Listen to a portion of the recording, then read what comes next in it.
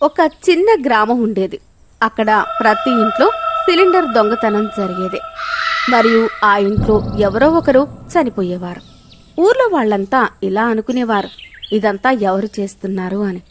ఒకరోజు విమల ఇంటి యొక్క కాలింగ్ బెల్ మోగుతుంది. ఇంత మధ్యాహ్నం పూట ఎవరు వచ్చుంటారు? ఖచ్చితంగా పక్కింటి వదిన గారు వచ్చుంటుంది. నూనె పప్పు అడుగుతూ ఉంటుంది. ప్రతిరోజు ఏదో ఒకటి అయిపోతుంది. అది అడగడానికి ఈమె వస్తుంది.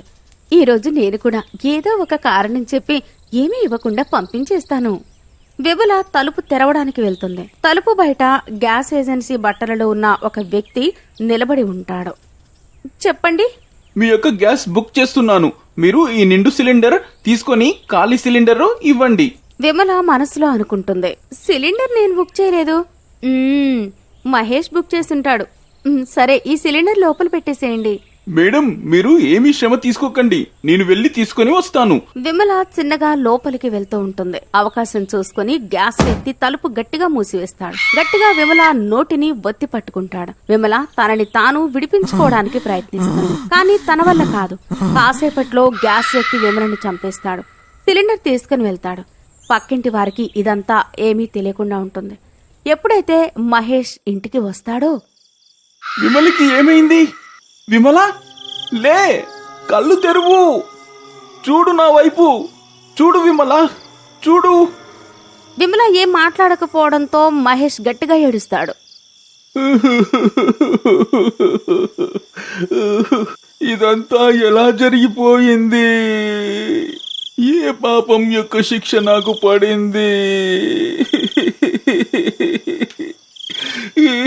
మహేష్ యొక్క ఏడుపులు విని ఇరుగు పొరుగు వారు అక్కడ గుమికూడతారు. అది చూసి వాళ్ళందరూ భయపడిపోతారు. ఇది చాలా అన్యాయం జరిగింది. వదిన చాలా మంచిగా ఉండేది. అవును అన్నా, ఇంతకీ వదినని ఎవరు చంపగలరు? ఇదంతా ఎవరు చేసి ఉంటారు? అయినా ఎందుకు చేసి ఉంటారు? అప్పుడే లోపల నుండి ఎవరో అరుస్తారు, మహేష్, మీ ఇంట్లో సిలిండర్ కనిపించడం లేదు అని. కానీ మహేష్ వాళ్ళందరి ఏడుపు మధ్యలో ఆ మాట ఎవ్వరూ పట్టించుకోరు. మరుసటి రోజు ప్రియా వాళ్ళింట్లో సిలిండర్ దొంగతనం జరుగుతుంది. ప్రియా ఆ గ్యాస్ వ్యక్తి చేతిలో చంపబడుతుంది. ఇది తెలిసి అందరూ భయపడిపోతారు. నాకొకటి అనిపిస్తుంది. ఏది ఏమైనా ఒక మాట మాత్రం నిజం. ఎవరైతే గ్యాస్ సిలిండర్ దొంగిలిస్తున్నాడో అతడే దానికోసం ఇంటిలోని ఆడవారిని చంపుతున్నాడు. అవునవును, నిజమేనండి. ఎవరెవరి ఇంట్లో చావులు సంభవించాయో వాళ్ళందరి ఇంట్లల్లో సిలిండర్ దొంగిలించబడింది. అందరి ఇళ్లల్లో ఆడవారు చాలా జాగ్రత్తగా ఉండాలి. ఎందుకంటే ఈ పగటిపూట ఇంట్లో ఆడవారు మాత్రమే ఉంటారు. మరియు ఈ దొంగతనాలు కూడా మధ్యాహ్నం పూటనే జరుగుతున్నాయి. ఎప్పుడైతే ఆడవారు ఇంట్లో ఉంటారో అప్పుడే ఈ దొంగతనాలు జరుగుతున్నాయి. ఒకరోజు శీలా వాళ్ళ ఇంటి కాలింగ్ బెల్ మోగుతుంది. శీలా చాలా భయపడుతుంది. ఆ వచ్చింది సిలిండర్ దొంగ ఏమో అని. ఏం చెయ్యాలి? డోర్ తెరవాలా వద్దా? ఏమో, ఎవరన్నా అత్యవసరమైన పని కోసం వచ్చారేమో. అది గ్యాస్ సిలిండర్ దొంగ కూడా కావచ్చు. కానీ భయపడుతూనే శీలా తలుపు దగ్గరికి వెళ్తుంది. ఎవరు? నేను పోస్ట్ మ్యాన్ని. మీకు ఒక లెటర్ వచ్చింది. తలుపు తెరిచి తీసుకోండి. శీలా విని ప్రశాంతంగా డోర్ తెరుస్తుంది. కానీ బయట చూడగానే శీలా బెదిరిపోతుంది. ఎందుకంటే బయట సిలిండర్ దొంగ ఉంటాడు. శీలా అరిచే ప్రయత్నం చేస్తుంది. కానీ ఆ వ్యక్తి శీలా నోరు గట్టిగా మూసివేస్తాడు. నన్ను వదులు దొంగోడా, నీ నోటు పురుగులు పడ, వదులు వదులు నన్ను. శీలా అరవసాగింది. శీలా ఇంతలో అతని కాలిపై గట్టిగా తంతుంది. ఆ వ్యక్తి కింద పడిపోతాడు. ఇంతలో ఆ అరుపులు విని ఇరుగు పొరుగు వారందరూ అక్కడికి వస్తారు. ఆహా, అయితే ఇతడే అన్నమాట అసలైన సిలిండర్ దొంగ. అందరూ కలిసి అతడి శవాన్ని దగ్గరలో ఉన్న మైదానంలో పడేస్తారు. ఆ రాత్రి భయంకరమైన వర్షం పడుతూ ఉంటుంది.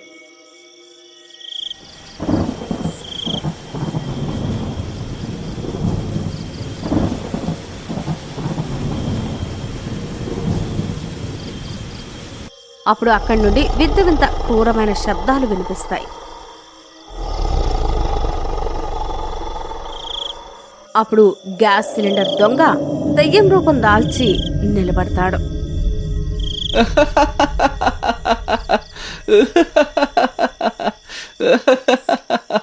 చూడు లోకమా, చూడు, నేను మళ్ళీ వచ్చేశాను. ఇప్పుడు నన్నెలా చంపుతారు?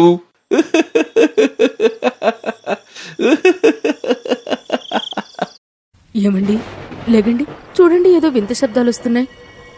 శబ్దాలు లేవు, ఏమీ లేవు. వాతావరణం బాలేదు, అందుకే అలాంటి శబ్దాలు వస్తున్నాయి. కబీర్ పాడుకుంటాడు. కాని రమాకి ఆ దెయ్యం శబ్దాలు వినిపిస్తున్నాయి. ఇతడైతే లేచేలా లేడు, గాఢంగా నిద్రపోతున్నాడు. నేనైతే లేచి చూస్తాను. రమ భయపడుతూనే బయటకు వస్తుంది. ఆ శబ్దాలు వస్తున్న వైపుకు వెళ్తూ వెళ్తూ మైదానాన్ని చేరుకుంటుంది. అప్పుడు హఠాత్తుగా దయ్యం శబ్దాలు రావడం ఆగిపోతాయి. అరే, నేను ఎక్కడికి వచ్చాను? అయ్యో దేవుడా, మేం ఎక్కడైతే గ్యాస్ వ్యక్తి యొక్క శవాన్ని పడేశామో గ్యాస్ దెయ్యం మైదానంలోనికి వస్తుంది.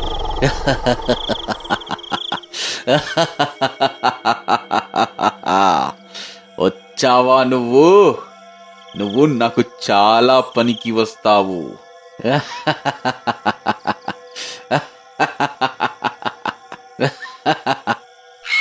రమ భయపడి పరిగెత్తడం ప్రారంభిస్తుంది.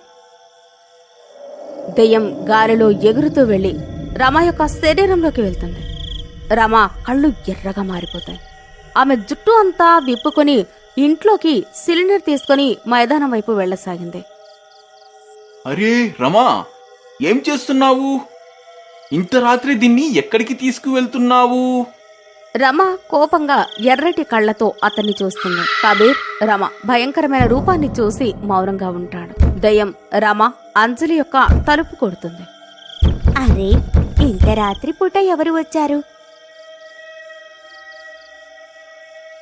మళ్ళీ ఏదైనా ప్రమాదం అయితే రాలేదు కదా? అంజలి నిద్రలో లేచి గేట్ తెరుస్తుంది. రమా, నువ్వా ఇంత రాత్రి వచ్చావేంటి? ఏమైంది? రమ అప్పుడు ఏమీ మాట్లాడకుండా అంజలిని కొట్టి లోపలికి చొరబడి సిలిండర్ తీసుకుని మైదానంలోకి తీసుకెళ్తుంది. అంజలి దెబ్బతిన్న కారణంగా ఆమె తలకి గాయమవుతుంది. తల నుంచి రక్తం వస్తుంది. అంజలి అరుస్తూ అందరినీ పిలవసాగింది. మరియు దెయ్యం రమ మిగతా అందరి ఇళ్ల నుండి కూడా సిలిండర్ను తీసుకుని వస్తుంది. ఇరుగు పొరుగు వారందరూ కూడా రమని వెంబడిస్తూ మైదానంలోకి వెళ్తారు. రమా, నువ్వు ఏమి చేస్తున్నావు? ఇలా చేయడం వల్ల నీ ప్రాణానికే ప్రమాదం.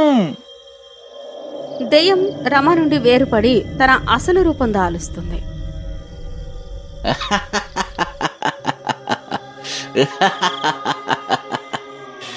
ఇదంతా నేనే చేస్తున్నాను.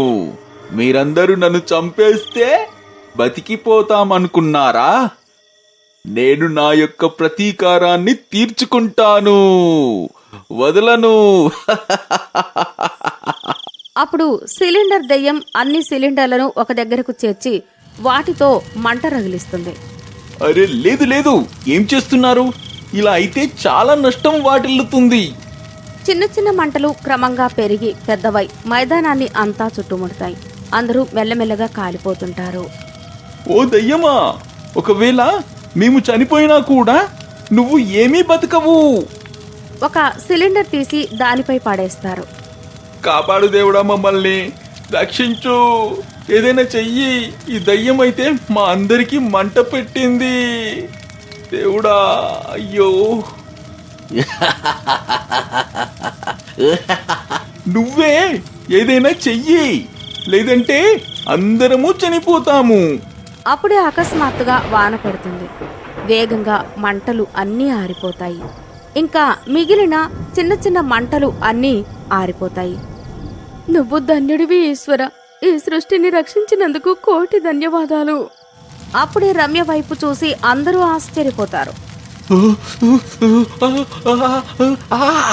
అరే అరే అరే, నేను కాలిపోతున్నాను. ఈ వానతో నా మంటలు ఆరిపోవట్లేదు. కాపాడండి, కాపాడండి. ఆ పైవాడి లీలలు చూడండి. ఆ సిలిండర్ దొంగ అందరి కోసం గోతులు తీశాడు, కానీ అతడు తీసిన గోతిలో వాడే పడిపోయాడు.